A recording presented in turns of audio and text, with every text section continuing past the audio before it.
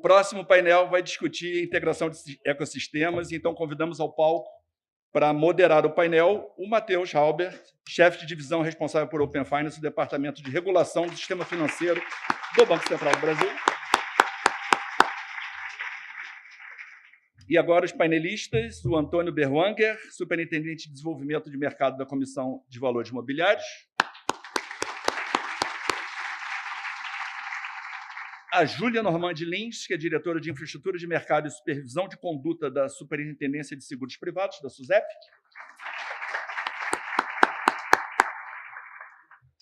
O Lucas Borges, assessor do Conselho Diretor da Autoridade Nacional de Proteção de Dados, a ANPD.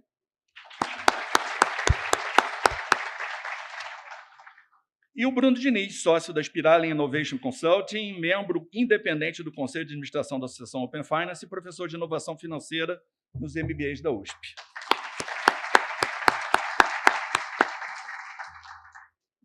Matheus, a palavra é sua.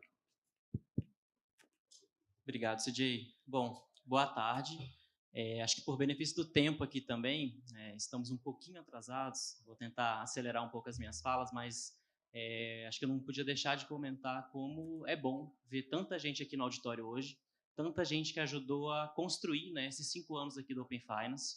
Eu acho que eu não me recordo de um evento que tinha tanta gente assim focada aqui na questão do Open Finance participando, então é muito legal ver isso, tá? Só queria deixar essas primeiras palavras aqui, mas já dando sequência aqui para o painel,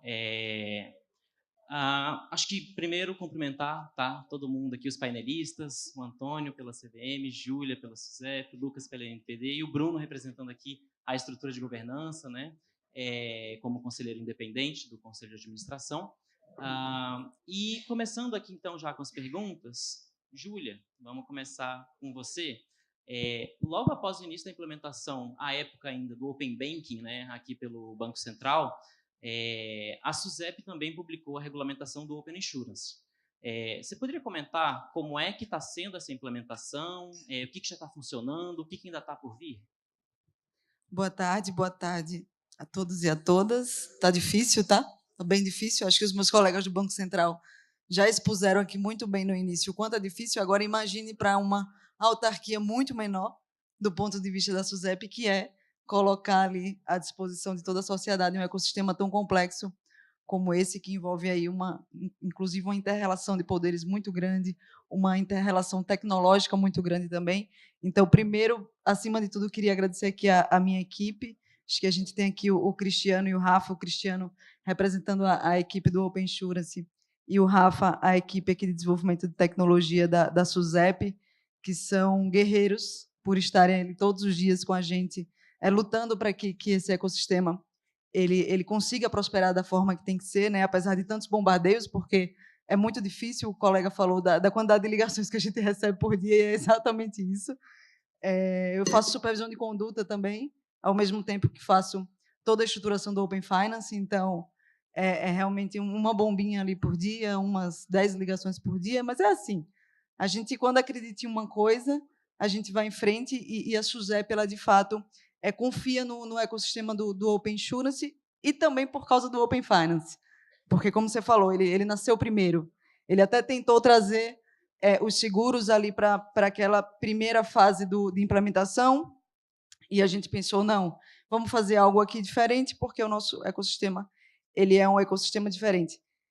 E hoje a gente está numa fase, claro, anterior aqui ao Open Finance, se a gente pensa em amadurecimento, em desenvolvimento, a gente tem ali produtos muito complexos, e também uma relação com o consumidor também muito complexa do ponto de vista do seguro. Ao mesmo tempo, a gente está numa fase aqui em que o ecossistema ele já está pronto, então a gente está olhando para aquele ecossistema e entendendo o que é que a gente deve ajustar para que ele dê ali os resultados que a gente pretende que ele dê, ou seja, daqui a algum tempo a gente pretende que essa sala ela esteja assim também do ponto de vista do Open Insurance. E eu acho que um dos grandes desafios do Open, de uma forma geral, é que ele trabalha ali com duas questões negativas do ponto de vista do consumidor, né? E eu falo do ponto de vista do consumidor porque, para mim, é o ponto principal, né? Não só enquanto supervisão de conduta, mas sim enquanto consumidora desse ecossistema, porque todos aqui somos consumidores, né? Então, você tem os dados. Um dia desses eu estava fazendo uma fala sobre o Open Insurance e uma senhora me puxou logo depois e disse: eu recebi 15 ligações hoje. Recebi 15 ligações, não sei como conseguiram meu telefone, mas vazou e está aí. Eu não entendi direito ali o que ela queria correlacionar, né, com o Open Insurance, não era de seguradora, pelo menos. E aí você começa a entender a mentalidade do consumidor, né? Conceder os dados para o consumidor é muito difícil, porque ele está ali sendo bombardeado todos os dias com um monte de ligação que ele não sabe de onde tiraram o número dele. Então, assim, ele olha para aquilo e fala: vou dar meu dado para uma instituição financeira, que aí é o segundo ponto negativo. Porque, infelizmente, é óbvio que o consumidor ele tem uma desconfiança. Ele acha que a instituição financeira está dando ali, mas uma hora ela pode tirar. E com o seguro é parecido. Porque o consumidor ele olha para aquele dado, ele olha: eu vou dar aquele dado, sendo que a seguradora pode usar esse dado amanhã para me negar uma cobertura da indenização. Então, essa mudança de paradigma do ponto de vista do consumidor, para mim, é o principal desafio, porque a infraestrutura a gente consegue. A gente consegue fazer a estrutura tecnológica, a gente consegue ali convencer os atores do ecossistema, às vezes não convencer, né, forçá-los a entrar no ecossistema, mas o consumidor ele precisa estar engajado. Se não tem um consumidor aproveitando aquele sistema, não tem Open Finance, não tem Open Insurance. Então, é revolucionário nesse sentido, porque você muda a relação do consumidor com o dado, você muda a relação do consumidor com a instituição financeira, que deve agora ser pautada pela confiança. E eu digo isso do ponto de vista do consumo, porque eu consumo também produtos financeiros, então, todos aqui. E eu me lembro que há alguns anos eu tentei mudar de banco e eu não consegui. E eu não entendia o porquê. Eu não entendia porque o banco que eu queria ir estava me oferecendo um crédito 10 vezes menor do que o banco que eu estava, sendo que o que esse banco tem que o outro não tem? E é a minha informação. E naquela época eu não sabia disso. Eu não sabia o poder que eu tinha sobre o meu dado, eu não sabia o que as instituições faziam com o meu dado. Hoje já é totalmente diferente. Hoje eu sei, hoje eu posso controlar isso, e é isso que precisa entrar na cabeça do consumidor. O consumidor precisa entender que ele é dono daquele dado, que ele controla aquele dado, e que aquele dado vai ser usado para o benefício dele. Porque a primeira coisa que ele pensa é: vão usar para o mal. É um silogismo. Você pega, vou dar meu dado, vai usar meu dado para o mal. É isso. É simples desse jeito. Então, eu acho que esse é o principal desafio para o setor de seguros. Eu acho que é ainda maior, porque o setor de seguros ele não está tão próximo do cidadão como está o banco, né? O banco, você pega o aplicativo, você entra todo dia para fazer uma transação. O seguro, não. Você só vai entrar no aplicativo da seguradora quando você, na verdade, quando está acontecendo algo ruim na sua vida, né? Que é um sinistro. Então, realmente, tem essa outra visão aí do mercado de seguros, mas é uma visão também que tem se mostrado muito diferente, porque a gente tem hoje, o seguro está em todo lugar. Então, o seguro ele vai ali garantir o interesse sobre a pessoa, sobre você, ou sobre o seu familiar, e ele vai também garantir o interesse sobre um bem, sobre uma atividade econômica. Então, ele está acoplado ali a diversos bens e a diversas pessoas, nas mais esferas da vida. Então, você olha um seguro alto, você tem um carro, então você tem um serviço que pode ser associado àquele carro, que pode ser associado a um posto de gasolina, que pode ser associado a um banco. Você tem o seguro prestamista, que é, obviamente, ali um dos seguros mais palatáveis para a gente ver no momento da contratação de um crédito, da relação do banco com a seguradora. Você tem o seguro residencial, vamos entender aqui a relação dele com o seu bem, que é a casa. Então, todas essas funcionalidades que foram mostradas até aqui, eu acho que elas são 10 mil vezes mais potenciadas no caso de seguros, porque tem muito produto. Tem muito bem e tem muita pessoa. Então, assim, são muitos interesses envolvidos. Quanto mais interesse, quanto mais possibilidades ali de aplicação, mais você vai ter serviço vinculado àquilo. Então, de fato, eu acho que falta muito isso. Se a gente olha para o ecossistema hoje, é óbvio que a SUSEP ela tem as suas dificuldades, principalmente com relação a pessoal, de conseguir, com a quantidade de gente que tem, colocar esse ecossistema de pé, mas, ao mesmo tempo, a gente precisa, de fato, e para mim esse é um dos maiores desafios, que os consumidores eles olhem para esse ecossistema como, de fato, o ecossistema que ele tem que ser e que ele é. Né? Então, assim, eu acho que o Open Finance aqui, todos esses exemplos são muito engrandecedores, né? Porque a gente vê que, no início, era aquilo que todo mundo desconfiava, ninguém queria entrar, a gente sabe bem como é, enquanto regulador e enquanto supervisor, mas hoje a gente tem aqui uma imensidão de gente se beneficiando e fazendo novos serviços, e teve o Pix. Então, é isso. Às vezes eu tenho reunião com um Banco Mundial que pergunta para a gente, mas e aí?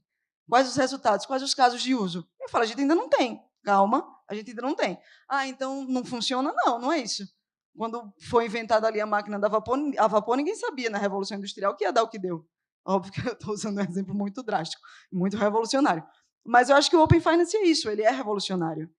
E a gente não sabe ainda até onde ele vai. E o Open Insurance também, mas ele vai. Ele vai a algum lugar, a gente está vendo. E a tendência é que seja multiplicado. Então, acho que, do ponto de vista do regulador, esses são os maiores desafios. E a gente está bem, mas está sendo muito difícil, porque é um ecossistema muito difícil. Não, a gente sabe bem também da dificuldade e acho que, apesar de cada ecossistema ter sua particularidade, elas também têm as suas semelhanças, né? E essa questão da comunicação a gente sempre enxergou como um grande desafio do projeto, né? E não é só do Open Finance, também é do Open Insurance, e acho que a gente está começando a dar um primeiro passo agora nessa questão, justamente com a comunicação, né? A campanha que está sendo lançada hoje. Acho que é um importante passo aqui para o Open Finance, e eu acredito com certeza que o Open Insurance chegará lá também em algum momento. Antônio, o Open Finance, ele atualmente já permite que os clientes compartilhem seus dados de investimento entre diferentes instituições, né? E a CVM vem atualizando e aprimorando a regulação referente à portabilidade de investimento. Quais são os ganhos que você enxerga que podem ser obtidos com a integração desse processo de portabilidade no Open Finance? E quais seriam os desafios? Obrigado, Matheus, pela pergunta. Boa tarde a todos e todas. É um prazer estar aqui com vocês hoje, aqui no Banco Central, uma casa irmã, né, da CVM, e gostaria de parabenizá-los pelos 5 anos, né, do Open Finance, pela agenda de inovação, né, que já trouxe aí incontáveis ganhos para a sociedade brasileira. Bom, no que se refere à CVM, né, a questão da portabilidade, que a gente mais no passado chamava ainda de transferência de custódia, né, de valores mobiliários, esse sempre foi um tema assim, que era recordista de reclamações no nosso sistema lá de atendimento, né, aos investidores. Então, em dado momento, né, a CVM optou por trabalhar, aprofundar esse tema, né, fizemos uma análise de impacto regulatório sobre possíveis medidas que a gente poderia adotar em relação a isso. E essa análise, né, fez benchmarks internacionais, benchmarks nacionais, e concluiu pela recomendação, né, de uma edição de norma que tratasse com algum cuidado assim, da questão de você permitir que houvesse um ponto de abertura, né, dessa solicitação de portabilidade no intermediário de destino, vamos dizer assim, para aquele que você intermediário para onde você quer levar seus investimentos, e também uma interface digital. A gente avançou, né, na sequência com essas ideias em mente, né? A gente trabalhou muito nessa questão da interface digital, porque a gente via efetivamente aí um ganho muito grande na automatização desse processo, na celeridade desse processo. Então, a nossa norma passou a impor isso, né, aos intermediários. Claro que, né, depois a gente teve que excetuar ali alguns casos de intermediários que, né, não tinham cliente pessoas naturais. Mas, enfim, fizemos ali algum contorno também para atingir, né, o melhor resultado. E no que se refere à questão do abertura, né, no ponto do destinatário de destino, a gente via aí uma dificuldade, que é o fato de que o intermediário de destino não tem uma visão do portfólio daquele cliente no intermediário atual dele. E essa é uma questão interessante da portabilidade de investimentos, né, quando a gente compara com outros tipos de portabilidade. Usualmente, você só tem uma conta de telefone com determinada operadora. Usualmente, você só tem um crédito com determinada instituição financeira ou uma previdência. O investimento não, normalmente você tem um portfólio ali variado com diferentes tipos de investimentos e cada um deles tem uma particularidade. É depositado? Não é depositado?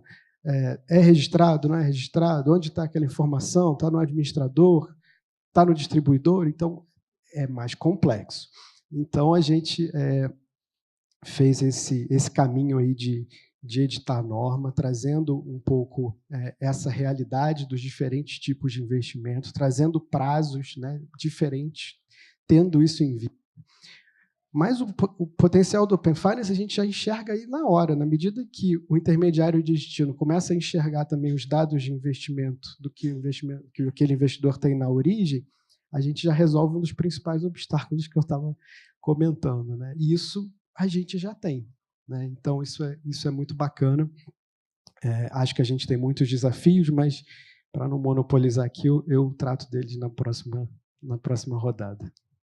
Legal. E, de fato, o Banco Central e a CVM já estão conversando, né, justamente para tentar enxergar o que já tem, o que ainda falta para poder propiciar, né, que essa jornada da portabilidade de investimento funcione da melhor maneira possível. O Open Finance e o Open Insurance, eles iniciaram, né, suas implementações há alguns anos após a aprovação da LGPD, com uma regulação específica emitida, né, respectivamente, Banco Central, né, SMNE, e SUSEP e CNSP. Lucas, como é que a NPD enxerga a evolução desses ecossistemas à luz da LGPD, né, e como é que eles auxiliam até no trabalho da NPD no desenvolvimento das suas próprias regulações? Bom, boa tarde a todos e todas, é um prazer poder estar aqui, participar desses 5 anos. A NPD também completa 5 anos esse ano, na verdade, então eu podia disputar para ver quem que é menor um pouco, mas a NPD é certamente mais nova do que a SUSEP. Então, eu acho que o Open Finance, né, então ele tem ali, surgiu um pouquinho antes da NPD, né,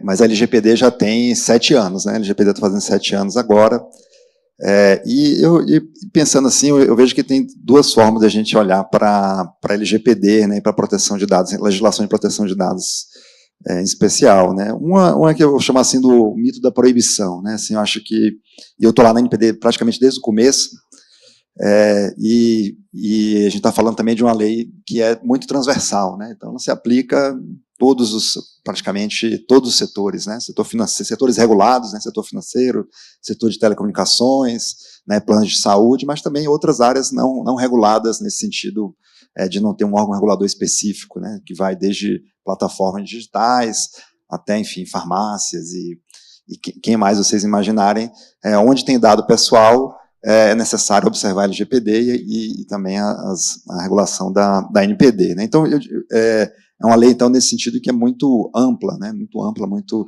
transversal e que tem impactos em áreas muito diversas.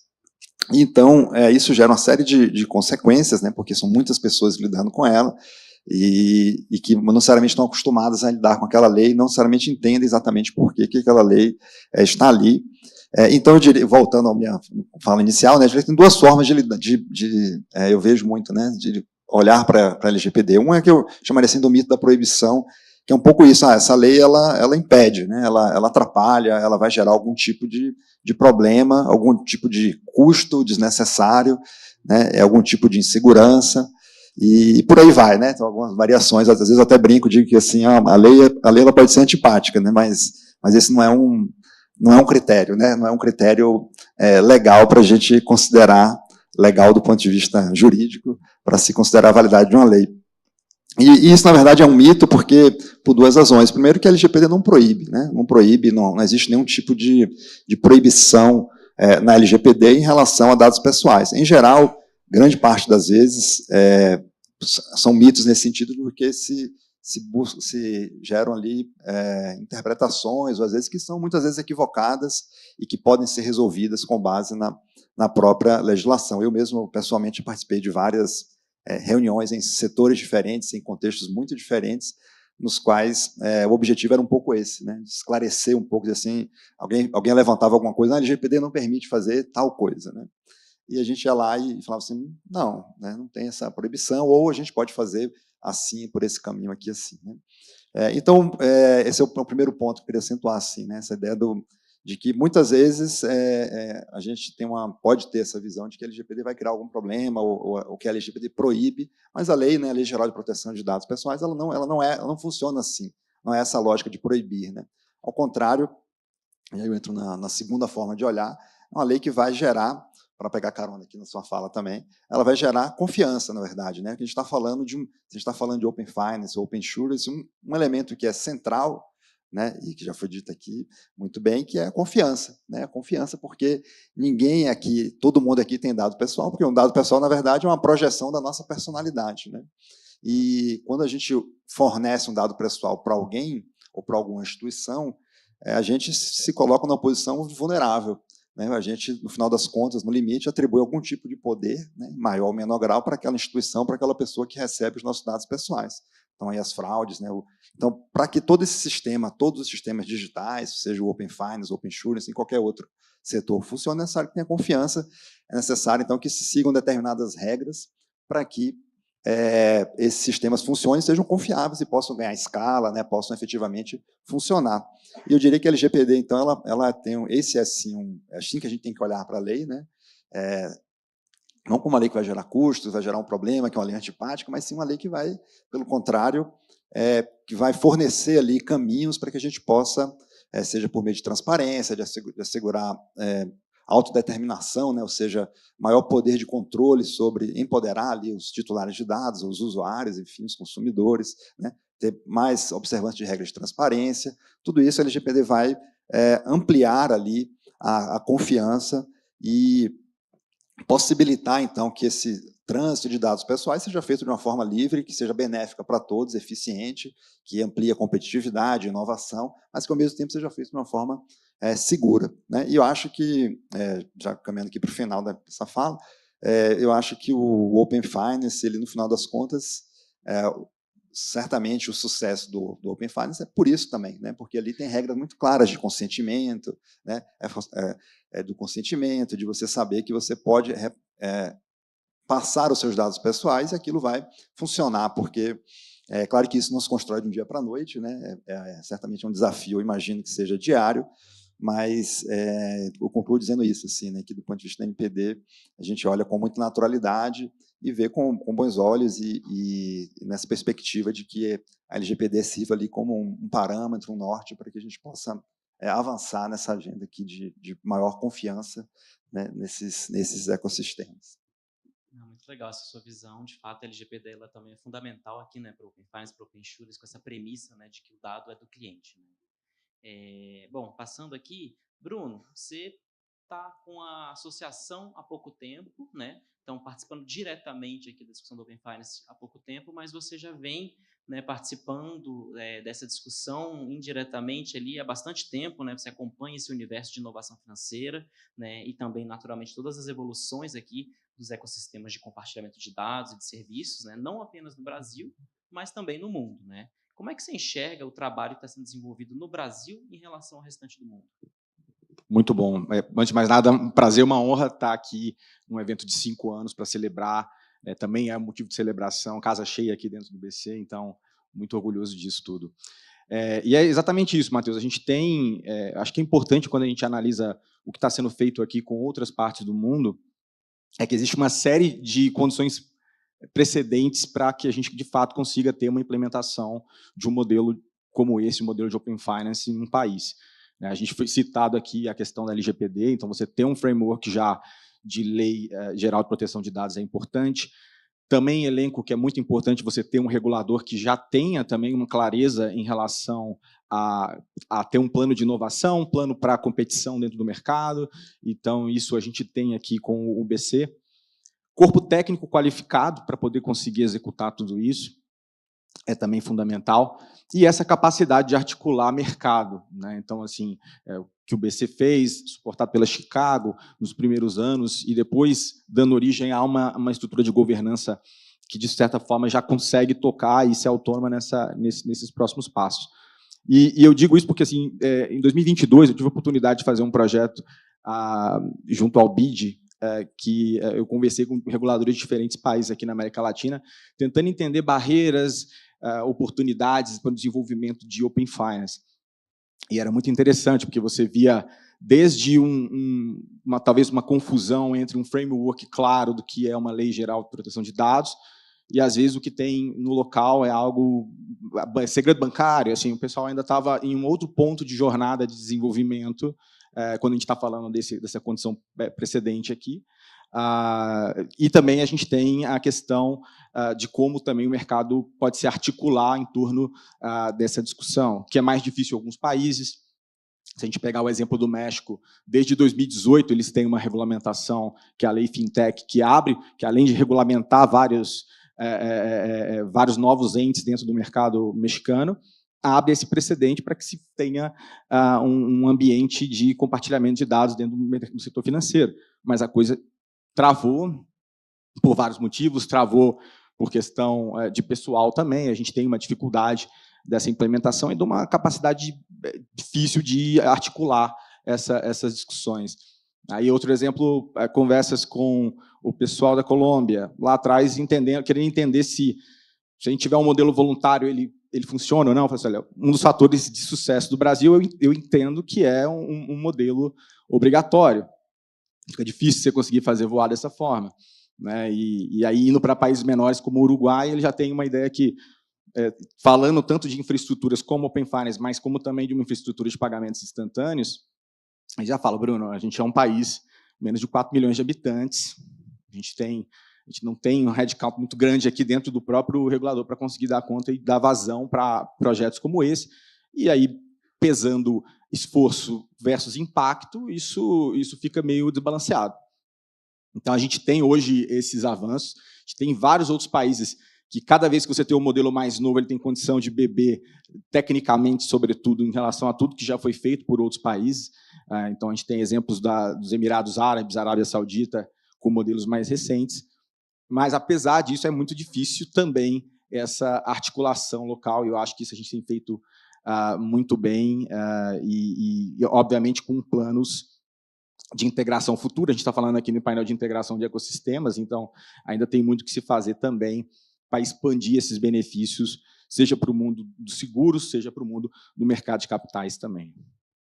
Muito interessante. De fato, acho que a gente tem uma comunidade nacional tratando, né, desses ecossistemas abertos, mas está começando a se formar também uma comunidade internacional, né, para essa discussão. Mas, assim, avançando aqui para uma segunda rodada de perguntas, e aí até por benefício do tempo aqui, para quem já quiser colocar alguma consideração final nessa resposta, vou manter a mesma ordem, tá? Então, Júlia, a Resolução Conjunta 5 de 22, ela dispõe sobre interoperabilidade entre o Open Finance e o Open Insurance, né? Tivemos algumas discussões a esse respeito no passado, né, entre até as estruturas. O Open Finance está consolidando, né, a estrutura definitiva. SUSEP começou essa discussão.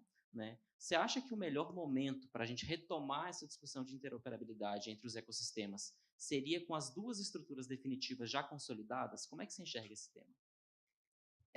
Matheus, eu acho que não é necessário. É claro, a gente, por exemplo, ainda está com a estrutura temporária, né? Mas a ideia é que a gente já comece as discussões agora nesse semestre, e a gente sabe o quão complexas elas são, para formar a estrutura definitiva e dar uma segurança aí maior para todos os atores do ecossistema. Mas, ao mesmo tempo, eu acho que quanto mais Banco Central, SUSEP, CVM, todos os atores do sistema financeiro, eles conseguirem andar juntos, ainda que sejam ali em estágios diferentes, eu acho que é melhor para todo mundo, né? Então, assim, interoperabilidade é outra palavra que eu demorei muito tempo para conseguir falar, né? A gente falando de palavras e expressões difíceis aqui, mas ela também é muito complexa, então eu acho que quanto antes se pensar sobre ela, se discutir sobre ela, claro que a gente tem a resolução, mas o quanto antes a gente começar a implementá-la, melhor para todo o ecossistema. Eu acho que Banco Central só tem a ganhar, SUSEP só tem a ganhar também em todo esse processo, o consumidor também, as instituições financeiras também. São produtos muito distintos também, então tem que entender como é que essa interação ela vai ser operacionalizada do ponto de vista do consumidor, né?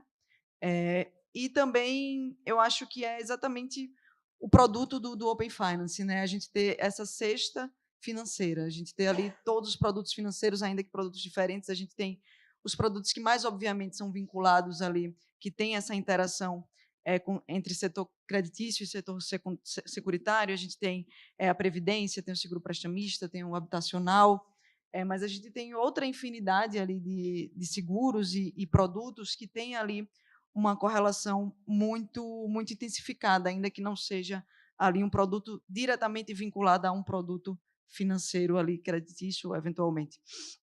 Então, eu acho que o cidadão, ele tendo essa possibilidade de ter essa cesta de produtos ali, de ter todos esses sistemas integrados, eu acho que é uma potência que tende, inclusive, a elevar o Brasil num patamar de inovação tecnológica e financeira como antes nunca visto. Então, eu acho que esse deve ser o fim, inclusive, do Open Finance, né? A integração com o Open Insurance, a integração, eventualmente, também com a CVM, com o Previc e com todos esses sistemas ali que fazem com que todas as informações financeiras do cidadão elas consigam estar num lugar só, né? Então eu acho que esse objetivo ele já consegue ser pelo menos iniciado ali a tratativa sobre essa interoperabilidade, como é que ela vai se operacionalizar no mundo real, porque no fim é exatamente isso, a esse resultado que a gente quer chegar. E quanto antes, melhor, ainda que não estejam ali plenamente desenvolvidos os dois ecossistemas, mas começar a discutir, começar a implementar, eu acho que é esse impulso que falta, sabe? Porque é a partir daí que vai começar a inovação. Começar, de fato, a inovação nesses dois conjuntos de sistemas e a partir daí a gente vai conseguir fazer essa entrega, que é uma entrega muito importante para o país. Mas obrigada. Não, legal. Acho que, de fato, a gente começa a ver grandes benefícios quando você vê a integração, né, entre as coisas, justamente o tema desse painel.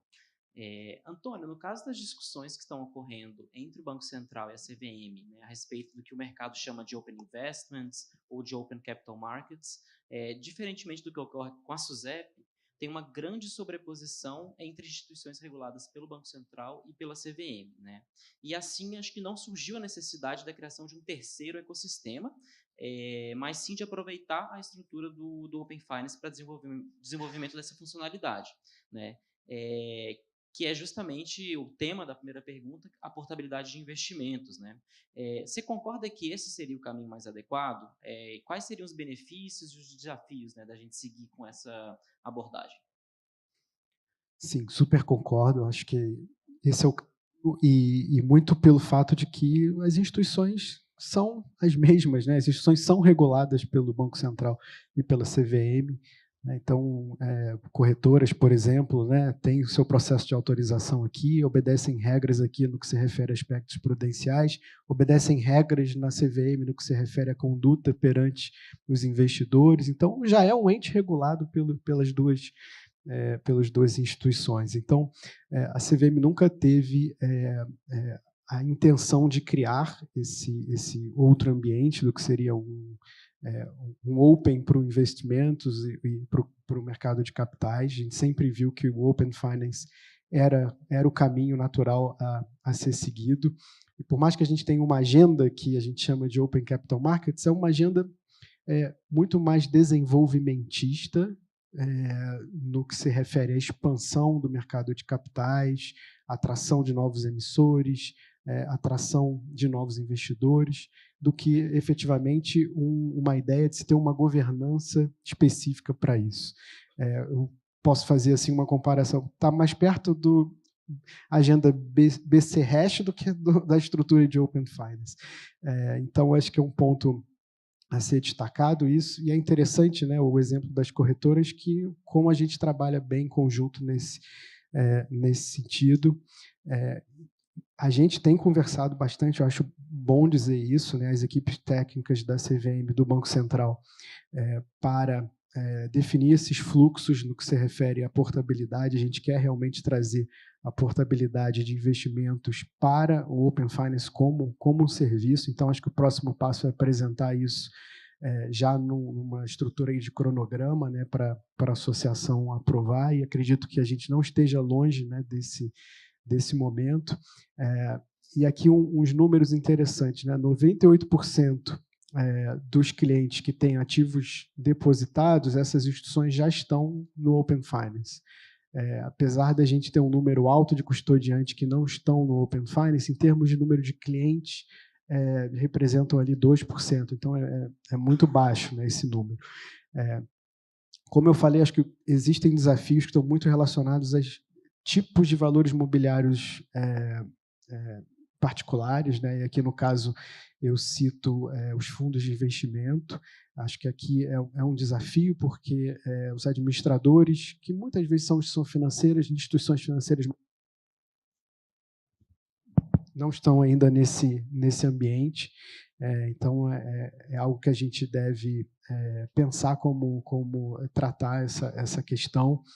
Alguns desafios também relacionados à particularidade no como a nossa regulação avançou nos últimos anos. Por exemplo, a gente tem agora as subclasses de fundos de investimento. Então, como a gente vai tratar esse tipo de particularidade no que se refere, né, a uma portabilidade dentro do Open Finance.